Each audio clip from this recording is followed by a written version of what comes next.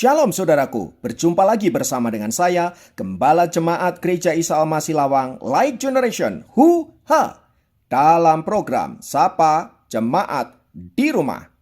Tetap semangat, tetap berpengharapan, dan harus selalu yakin menjadi pemenang-pemenang di dalam Tuhan kita, Yesus Kristus. Firman Tuhan, kali ini kita masih tetap belajar dari kitab Yosua. Secara khusus kita akan membaca di pasal yang ke-7 ayat 1 sampai ayat yang ke-26. Hanya kita akan membaca di ayat yang pertama saja yang berkata, tetapi orang Israel berubah setia dengan mengambil barang-barang yang dikhususkan itu, karena Akan bin Karmi bin Zabdi bin Serah dari suku Yehuda mengambil sesuatu dari barang-barang yang dikhususkan itu. Lalu bangkitlah murka Tuhan terhadap orang Israel. Nah, saudaraku, kali ini kita akan berbicara tentang godaan kesuksesan. Semua orang pengen sukses dalam hidupnya, pengen berhasil, pengen sampai ke titik puncak dalam segala karir dan apapun. Namun yang tidak pernah dipikirkan oleh mereka adalah godaan-godaan saat kita ada di dalam titik puncak. Godaan saat kita ada dalam kesuksesan dan keberhasilan yang sewaktu-waktu bisa meruntuhkan dan menghancurkan kita. Nah, kitab Yosua pasal yang ke-7 berbicara tentang bagaimana Tuhan telah membuat orang Israel berhasil menaklukkan kota Yeriko. Artinya mereka telah sukses meraih impian mereka. Namun sebelum hal itu terjadi, jika kita mundur ke belakang, Tuhan telah memerintahkan bangsa Israel agar menjaga diri dari barang-barang yang telah dikhususkan untuk dimusnahkan. Di pasal ke-6 ayat yang ke-18 di sana dikatakan, tetapi kamu ini jagalah dirimu terhadap barang-barang yang dikhususkan untuk dimusnahkan, supaya jangan kamu mengambil sesuatu dari barang-barang yang dikhususkan itu setelah mengkhususkannya, dan dengan demikian membawa kemusnahan atas perkemahan orang Israel dan mencelakakannya. Artinya dengan kata lain, Tuhan sudah memberitahukan, jangan engkau mengambil sesuatu apapun yang telah dikhususkan dan membawa pulang ke kemahmu, supaya engkau jangan kena kutuk, supaya engkau jangan kena celaka atas tindakanmu itu. Namun saudara-saudara, setelah mereka berhasil mengalahkan kota itu dan mereka mendapati barang-barang yang bagus-bagus, barang-barang yang mahal-mahal, ada emas, ada perak, ada batu permata, ada pakaian-pakaian yang bagus, itu rupanya menggoda mereka. Kemudian salah satu dari antara mereka mengambil barang itu dan menyimpannya ke kemahnya. Nah, atas tindakan itu saudara-saudara, maka Tuhan mendatangkan malapetaka atas orang Israel. Sehingga ketika Yosua memerintahkan mereka untuk merebut negeri Ai yang secara kekuatan lebih kecil dari Yeriko, orang Israel tidak berhasil mengalahkannya. Bahkan ketika pengintai-pengintai diminta oleh Yosua untuk menyelidiki negeri orang Ai, mereka mengatakan negeri itu sangat mudah untuk ditaklukkan. Tak perlu kita membawa pasukan banyak, cukup 3.000 atau 2.000 cukup. Dan dengan keyakinan mereka akan berhasil mengalahkan bangsa Ai. Tetapi yang terjadi justru orang-orang Ai itu membuat orang Israel lari tunggang langgang. Dan dari orang Israel tewaslah kira-kira 36 orang. Mendapati fakta yang demikian saudara-saudara, Yosua kaget luar biasa. Mengapa menghadapi bangsa Ai yang jumlahnya kecil saja, orang Israel lari tunggang langgang? Ada apa ini?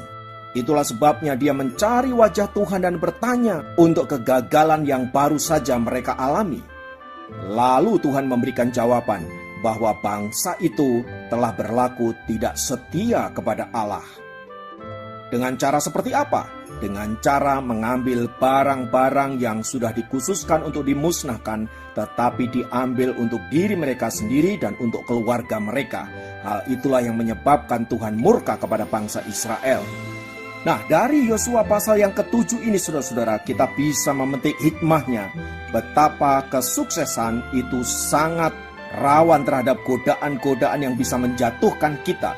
Ketika kita ada di titik sukses, di titik puncak, di titik keberhasilan, kita mulai mengendorkan kewaspadaan kita terhadap hal-hal yang bisa mencobai kita. Akibatnya, kita mudah terjatuh dan mudah terjerat oleh sesuatu yang kelihatannya sepele saja. Itulah sebabnya ada quote yang mengatakan, untuk mencapai puncak, orang bisa bekerja keras dan berupaya begitu hebat. Tetapi untuk mempertahankan kita ada dalam posisi puncak, dibutuhkan karakter yang kuat. Lalu godaan apa saja yang dapat kita inventarisasi dari Yosua pasal yang ke-7 ini? Yang pertama adalah godaan material. Materi memang sangat mengagumkan, sangat menawan, dan sangat menggoda. Jika kita tidak hati-hati, godaan materi ini bisa menjatuhkan kita dan bahkan bisa membuat kita berpaling dari perintah-perintah Allah. Seperti apa yang dialami oleh bangsa Israel secara khusus oleh Akan, di mana dia tergoda terhadap materi-materi yang ada di depan matanya, sementara Tuhan sudah berfirman agar barang-barang itu atau materi-materi itu dikhususkan untuk dimusnahkan. Mungkin Akan berpikir, sayang sekali kalau dimusnahkan, mengapa tidak aku amankan saja? Mungkin begitu pikirnya. Dan saya kira itu lebih realistis. Tetapi saudara-saudara, berkaitan dengan perintah Tuhan, ini nggak bicara soal itu realistis atau tidak realistis. Namanya perintah Allah, absolutely harus dilakukan. Tidak boleh dikurangi, tidak boleh ditambah. Melenceng sedikit dari situ, maka kita sudah dapat dikategorikan tidak berkenan di hadapan Allah. Maka sikap kita kepada materi, itu akan mempengaruhi sikap kita kepada Allah. Saat kita menempatkan materi yang begitu penting dalam hidup kita, bisa jadi kita mengabaikan Tuhan. Karena itu saudara-saudara, waspada dan berhati-hatilah terhadap godaan dari materi ini. Yang kedua, godaan kesuksesan adalah keegoisan. Saat kita menjadi sukses, saat kita diberkati secara luar biasa, tak jarang kita semakin menjadi egois dengan ingin memiliki semua yang diberikan kepada kita. Tindakan Akan dengan menyembunyikan barang-barang yang dikhususkan untuk dimusnahkan itu, sementara dia tahu bahwa tindakannya itu berdampak kepada orang Israel secara keseluruhan, adalah sebuah tindakan egois yang luar biasa. Saat mata, hati, dan pikiran tergoda dengan materi, dengan kenikmatan, maka kita bisa menjadi sangat egois, yang dampaknya bisa menghancurkan hidup kita, tapi juga bisa menghancurkan orang-orang di sekitar kita. Hati-hati dan waspadalah terhadap godaan-godaan kesuksesan, supaya jangan ketika engkau sukses, engkau berhasil dan ada dalam titik puncak, engkau menjadi sombong dan melupakan Tuhan.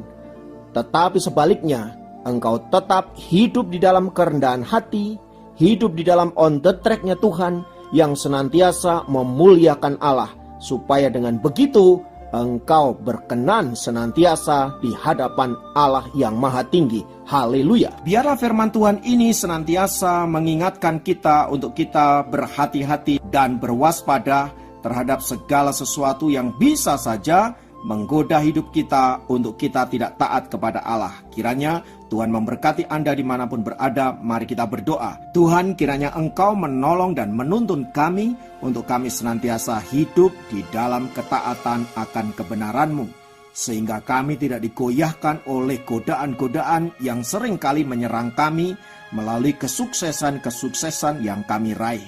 Bantulah kami Roh Kudus, dan biarlah kami senantiasa ada di dalam on the track-Mu. Terpujilah nama-Mu kekal selama-lamanya. Dalam nama Tuhan Yesus kami berdoa. Haleluya. Amin. Demikian program Sapa Jemaat kali ini. Sampai jumpa dalam program Sapa Jemaat yang lain. Tuhan Yesus memberkati.